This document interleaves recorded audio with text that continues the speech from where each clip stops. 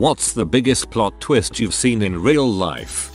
In primary school we had a World War I memorial lesson and we were asked if anyone had any relatives who fought at the time. My friend brought in a picture of his great-great-grandfather with his wife. A girl also brought in a picture of her great-great-grandfather with his wife. The teacher said they looked similar. She put them side by side and looked shocked. We gathered around and it was the same man who had kept his 2 wives a secret. Both had been married privately. They were cousins and didn't know. Whoa.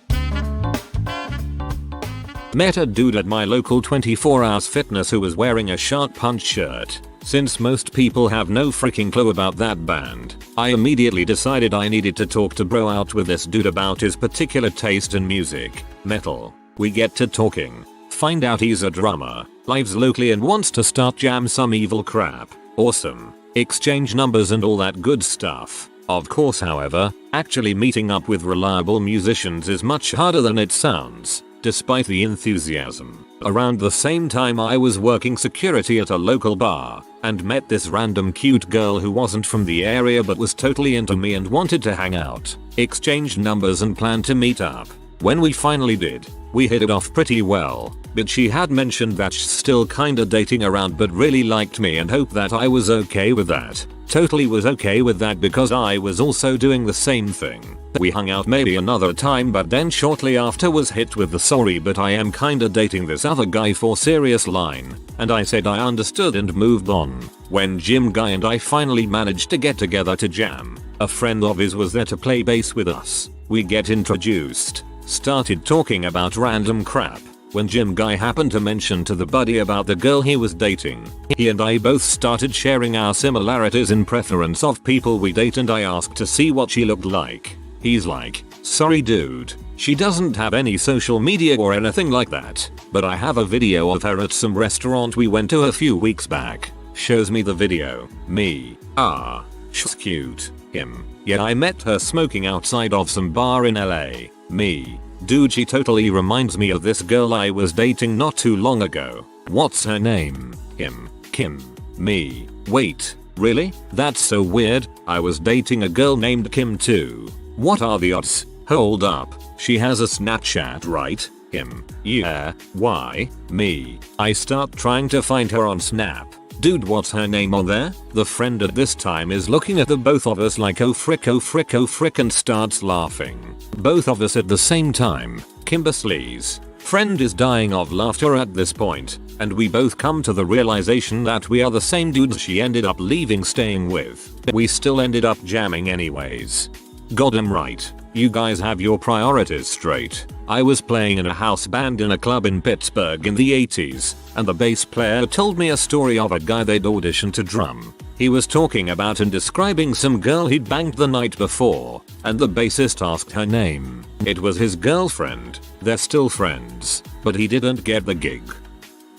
Maybe this isn't that big, but here it goes. I'm a medic and one morning we had a call for an older woman, 70s if I remember right. She was having cardiac issues, was in compensated shock from a very low heart rate. From the time we got to her home to the time we were in the ambulance she had gotten much worse. We paced her heart, and she was doing good the rest of our ride to the hospital. About 16 hours later we get called for a rollover car accident. Get there and we have one male in the vehicle. Unresponsive. Vehicle is upside down off the road. We get him out. He is in very bad shape. Wasn't breathing. So we intubated him and off to the hospital we went. Almost to the hospital, which is 30 miles away, and he goes into traumatic cardiac arrest. Dead when we get there. While we were on the way to the hospital we found his wallet, since we didn't know who he was. Saw his badge. Retired police officer, and I remember from the morning, our patient's husband was a retired officer.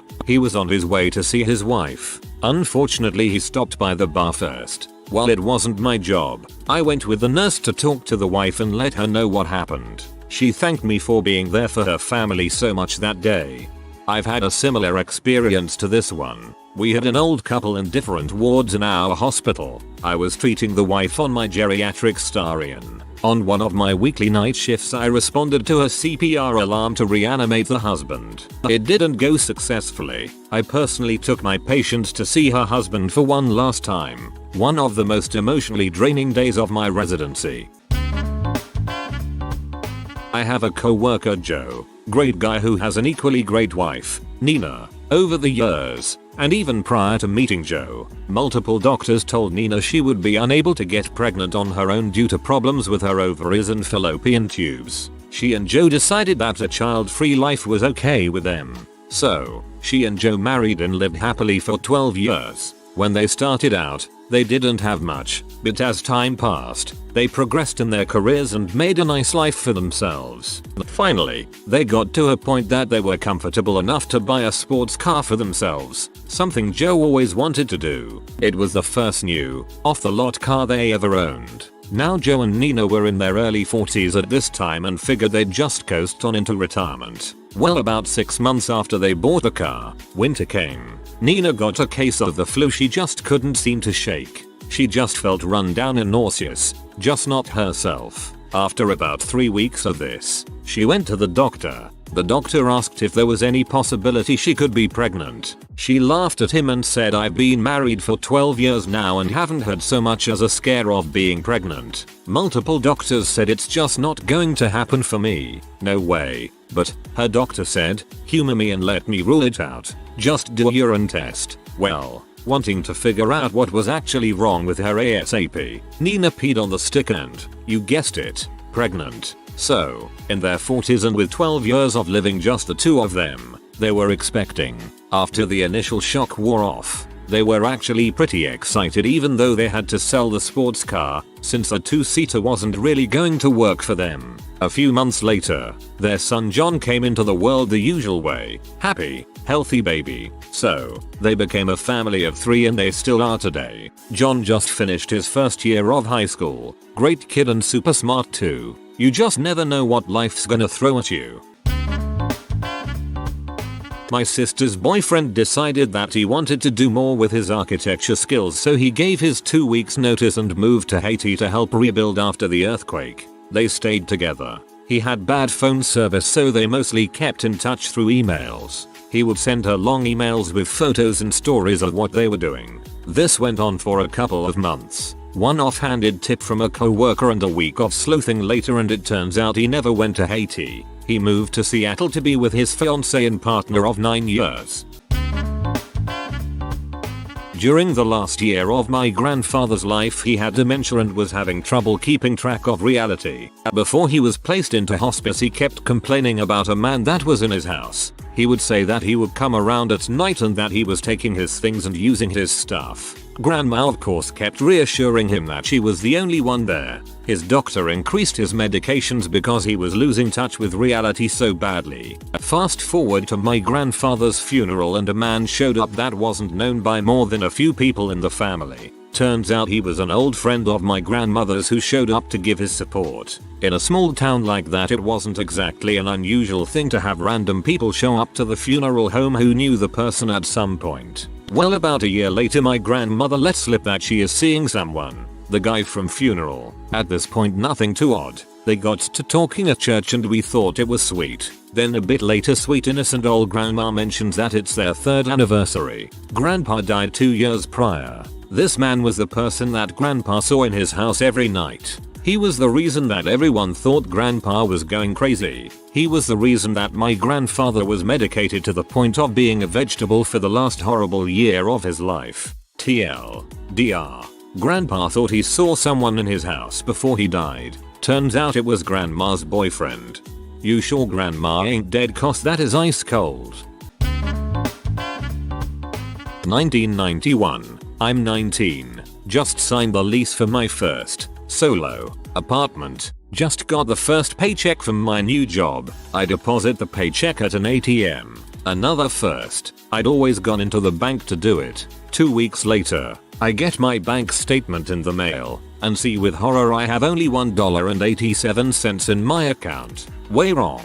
I should have at least $200. I'd been very careful with my spending. I'm freaked. I came within $2 of bouncing my first rent check. I'm literally reaching for the phone to call the bank when the phone rings. It's the police, asking if my ATM card was stolen. I check my wallet and the card is missing. My job at a theater pub came with cash tips, so I didn't use the card often, and tell them I was going to call them anyway because I was missing $200 from my account. Well, we've got your card and your $200, so come down to the police station. They tell me I can't figure out how they have my card in the cash. Doesn't make sense. I drive down there. Detective says someone, let's call him Bob, pulled in to use an ATM and saw a man acting suspiciously while he was using it, moving back and forth as if trying to dodge the camera. Bob says the man then left the ATM, got into a car, and drove away at high speeds as if fleeing.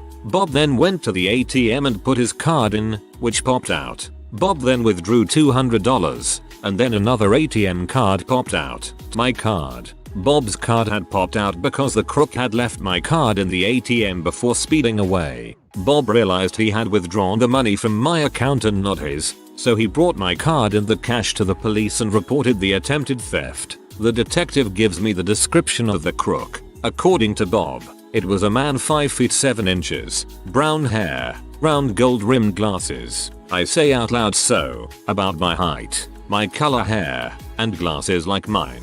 Before realizing Bob was describing me, I'd never deposited a check in an ATM before, so I was moving back and forth, following the instructions on the screen, filling out the envelope with my account number, punching the amount in, etc. I then forgot to take my card out and just left because I'm a freaking idiot. I drove away at high speeds because I was 19 and that's how I drove everywhere. Worried the detective might be annoyed, I didn't tell him I was the crook. I just thanked him and left with the money I stole from myself. Somewhere in a box in my closet I still have the police report where I'm both the victim and the perp.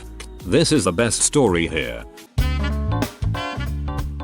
Told this before in another thread, but it's still hilarious to me. Guy I knew in high school English class was talking one winter day about how he was late to school because someone hit his mailbox. His folks made him fix it up before he went to school. He missed his ride and had to walk instead, but the school staff was cool about it and didn't punish him. A few minutes later, another girl comes into class and she's talking about how her morning sucked. She lost control going down a hill and hit someone's mailbox. She freaked out and drove off before anyone witnessed it and described a few details of the house. Mailbox guy puts 2 and 2 together and blurts out, "You hit my mailbox." He wasn't super mad about it and she turned beet red. It was hilarious at the time the way they both reacted.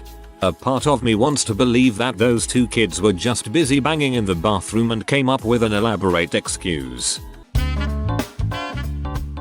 We are living in Florida at the time and my dad goes to the eye doctor because he is seeing double. In all other respects he's healthy. He explains his symptoms to the doctor. This was the early 2000s. The doctor picks up a medical book on eye problems. He finds the kind symptoms my dad is describing.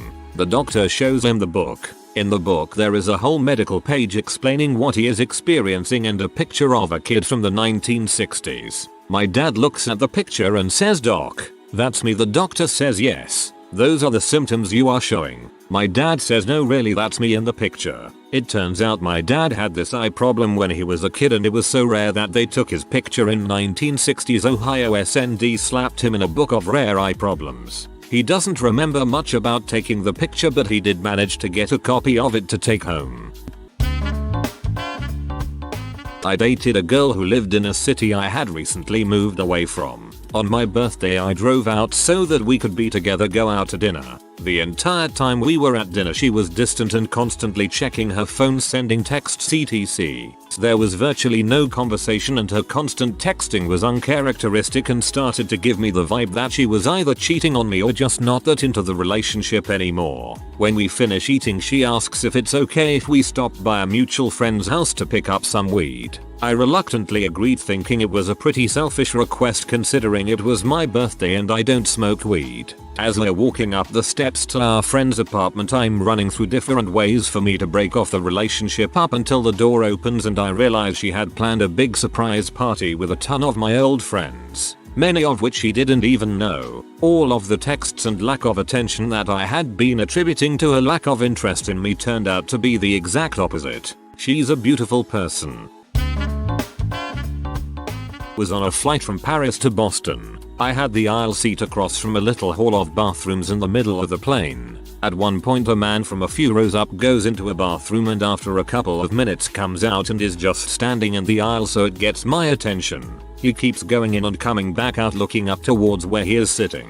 I see a woman who is sitting next to his empty seat shake her head at him, but he doesn't give up. Finally, after like 5 times of coming in and out, he finally gets the woman to come back there. The lights are out and most of the plane is sleeping, and once she comes back to him they start making out in the bathroom hallway before he goes into one and pulls her in with him. They are in there for quite a while and then he comes out and goes back to his seat, and a few minutes later she comes out and does the same. They are really flirty in their seats and about an hour later repeat it. The man goes in and then she joins him. They end up doing this 3 times throughout the flight. My husband, who is sitting next to me, has caught on to what they are doing as well, and we made a joke about how they must be newlyweds on their honeymoon. We get off the plane and the woman is standing at the gate waiting and the man is nowhere in sight. As the people from the back of the plane get off, a completely different man goes up to her and gives her a kiss on the lips and asks her if she was able to get any sleep on the flight and calls her dear. Then they walk off towards the luggage area with their arms around each other.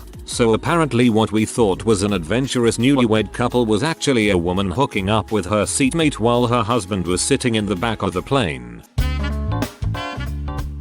I worked for a bank at their call center as a workforce admin.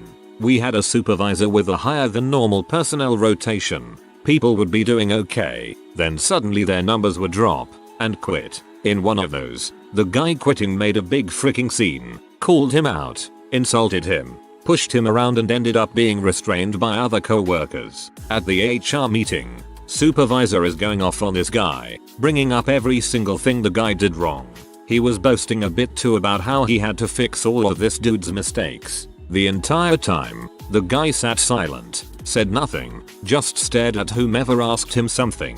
When the HR rep asked if he had anything to add, he pulled out a tape recorder and just played recording after recording of what you ask, of the supervisor literally threatening the guy, harassing him, belittling him, and overall being a complete butthole. Apparently, this guy would target overperforming agents and make their working environment heck. To protect his position, told the supervisor simply stared at his feet and nodded when told he was fired. The agent, as I understand it, was also let go, but very well compensated.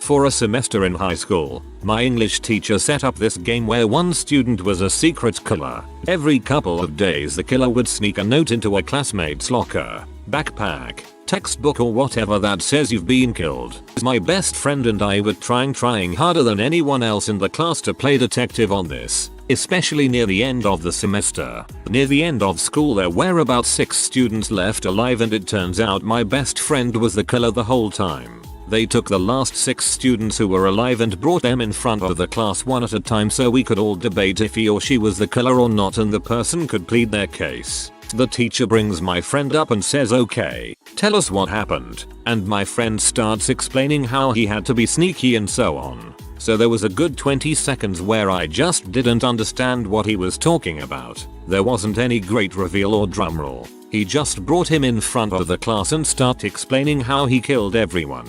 I lost my crap pretty good. The other twist that I forgot to mention is that at week 2 or 3 he went to a student that he didn't really talk to much and told him that he was the killer and that he needed him to kill John Deere 89. So he hands him a few of the notes, and from then on he had a guy on the inside helping him kill people. That's why he could kill so many people without being caught, because if someone got killed, I was with my friend so I could vouch for him. The teacher said there was nothing in the rulebook that said you could get another person to help you kill people. It was a huge gamble because the other kid could have just said I caught the killer and the game would be over. I forgot to mention that if you guess who the killer is, nothing happens. You have to catch them in the act. So when there's only a few people left, everyone is yelling "You're the killer" and pointing fingers back and forth. What a cool teacher.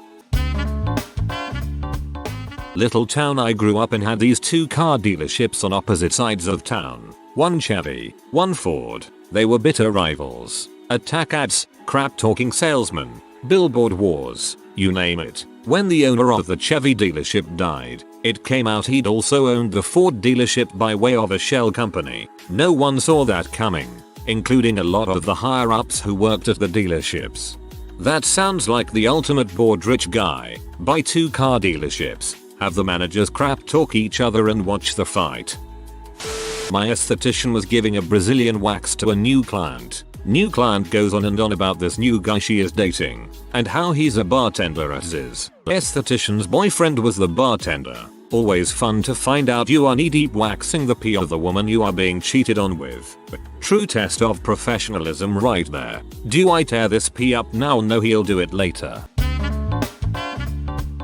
I graduated law and got engaged to the girl I had been with through university. We both applied for the same graduate program and ended up working in the same office in Canberra. 3 months before our wedding I found out she was cheating on me with our mutual boss, and I broke it off with her. Long story short, it got really ugly and the two of us ended up in a very bitter court case over property. Canberra is a pretty small city and the legal world is pretty bloody small there too, and everywhere I went I bumped into my ex. It was beginning to seriously get me down. Her too, as it transpired, and I applied for an Australian government overseas development job in Tuvalu, a Pacific island with about 11,000 population. It's quite a prestigious job to get, with only 2 positions offered for a 2-year contract on a rotating basis. I was successful in the application and moved on island to start my posting, to discover that my ex was the other successful applicant. I spent the next 2 years sharing a tiny office on a tiny island with the person that I quite honestly loathe more than any other in the world.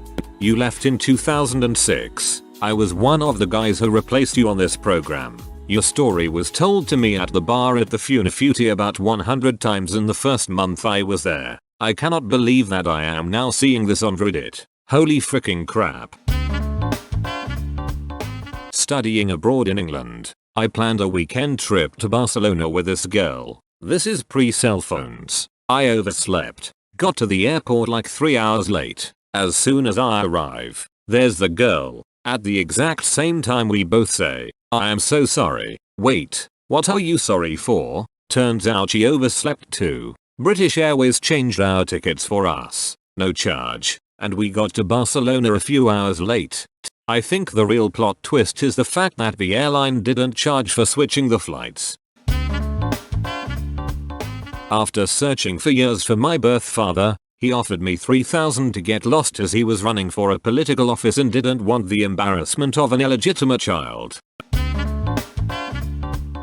Was at a big art show with my wife and kid, 3 or 4 at the time. We were walking up to a doorway and I noticed a couple of huge nude statues. I mean, like, no big deal to me, but I was worried about what the kid was going to say because he is a bit of a loudmouth at the best of times and I didn't need him yelling about private parts in the middle of a crowded art gallery. I realized the worst thing to do was make any kind of a scene about it. No covering eyes or anything, just subtly angling the stroller away from the statues and making a big deal about art things on the opposite side of the aisle. Then, the inevitable happens. I remember it happening in slow motion. Kid's head turns towards the naked statues. Eyes widen, arm raises and finger points. Mouth slowly opens. Dad, look at those statues. They aren't wearing any socks. I may be rude for questioning your parenting skills, but perhaps you need to check to see how he's wearing his socks nowadays. A friend of mine. Apparently he was sneaking out for a trip outside the city with his friends since his parents didn't let him go. They were on motorbikes. Already on their way outside of the city suddenly he got into an accident with another bike. It was his dad he crashed into.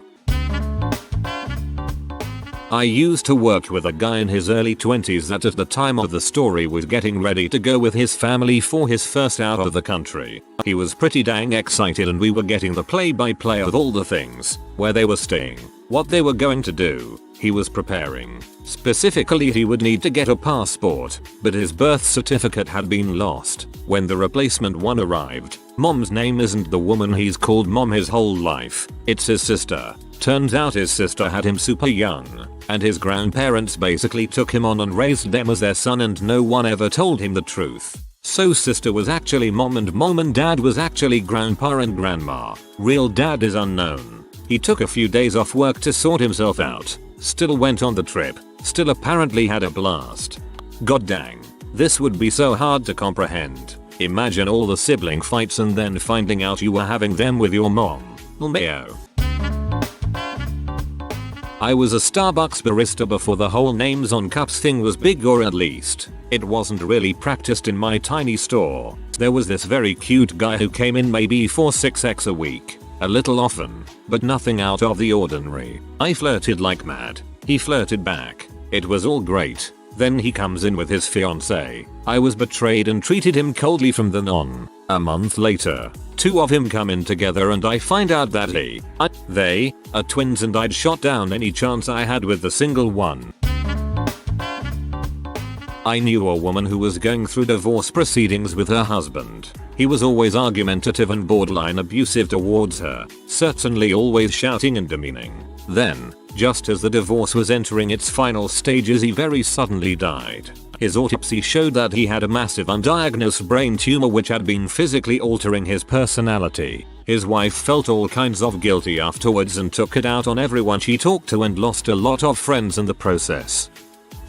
I got laid off from a company I had worked for over 20 years. I went in for my exit interview and the HR lady said, "Dwayne, from a site 3 states away, wants to hire you." I said, "I'm not moving that far." She said, "You can just work from home." Now where I was working was a 130-mile round trip commute. I got laid off and ended up with a commute that was from my bedroom to my den.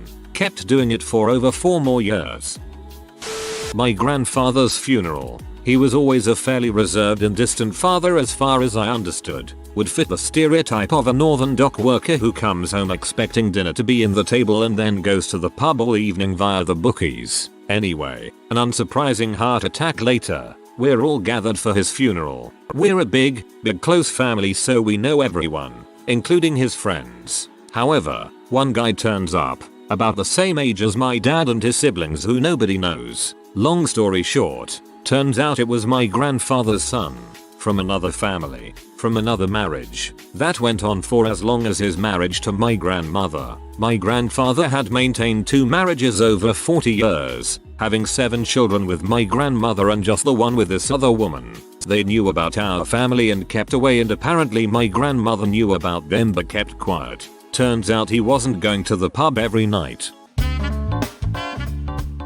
This is my go-to answer for a lot of questions like this on Reddit, but it still blows my mind to this day. I was adopted from South America to the US when I was a toddler and have no memory of my birth parents. I had an older friend mentor I met in college. I knew him as Mike. When I learned that my birth mother passed away, I got a few of her belongings, including some pictures. Who was in these pictures? Mike. He was my birth father. I work at a prison and a lady flew all the way from Nigeria to visit her brother who was supposed to be incarcerated at my unit. She speaks little English, but we tried to explain to her that the inmate was not in the system anymore. He must have been released. We call a supervisor and it turns out he was released over 5 months before. She walks away confused and come back in with her husband who speaks English much better. We tell him the scenario and he asks, "Well, where did he go?" He doesn't have any friends or family in the US. We told him we don't know where he went. He was released, he could be anywhere. The guy, obviously confused, says, "Well, he couldn't have gone anywhere because he doesn't have any legs." So a legless Nigerian ex-felon with no ties is scooting around the US and no one knows where he is. Maybe he is just sitting out front of the prison, waiting.